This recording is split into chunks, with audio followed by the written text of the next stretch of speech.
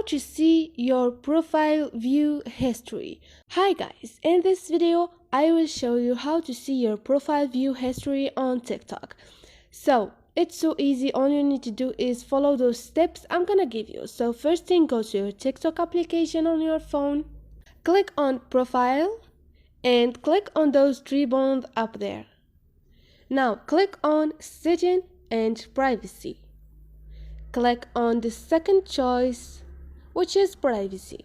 Now scroll down and click on the last option, which is profile views, and turn off profile view history.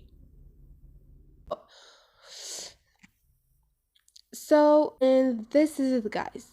Hope this video was helpful to you. If you liked the video or if it was helpful, please don't forget to subscribe and like.